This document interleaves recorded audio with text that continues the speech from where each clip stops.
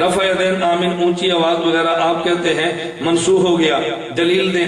دلیل یہ ہے امام نووی رحمۃ اللہ علیہ نے صحیح مسلم میں ایک باب قائم کیا، باب الوضوء مما مست النار۔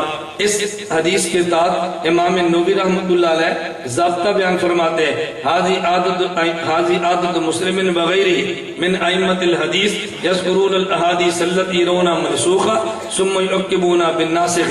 محدثین کی عادت یہ ہے کہ جب ایک مسئلے پر دو حدیثیں ہوں تو پہلے حدیث وہ لاتے ہیں جو ان کے یہاں منسوخ ہوتی ہے، پھر حدیث وہ لاتے ہیں جو ان کے یہاں ناسخ ہوتی ہے۔ ہمارے اور غیر مقلدین اختلافی مسئلے آپ ترمذی اٹھا کے دیکھو، امام ترمذی پہلے حدیث آمین بالجہر کی لائے اور پھر حدیث آمین بالسر کی لائے۔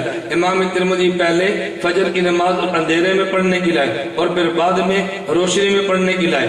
امام ترمذی پہلے اذان اکاری پڑھنے کی لائے، اقامت اکاری پڑھنے کی لائے، پھر اذان دوری پڑھنے کی لائے۔ امام ترمذی پہلے رفع الیدین کی حدیث لائے، پھر نہ کرنے کی لائے۔ امام ترمذی پہلے امام کے پیچھے فاتحہ پڑھنے کی لائے اور پھر نہ پڑھنے کی لائے۔ امام ترمذی رحمۃ اللہ علیہ اگر فجر کی سنتیں چھوٹ جائے تو پہلے نماز کے بعد فوراً پڑھنے والی حدیث لائے اور دوسری بعد میں حدیث سورج نکلنے کے بعد والی لائے۔ اس سے پتہ چلا محدثین کی رفع الیدین والی حدیثیں منسوخ ہیں، آمین بالجہر والی منسوخ ہیں، فاتحہ خلف الامام والی منسوخ ہیں اور نہ پڑھنے والی ناسخ ہے، نہ پڑھنے والی ناسخ ہے۔ یہ ضابطہ کس نے دیا؟ محدث نے۔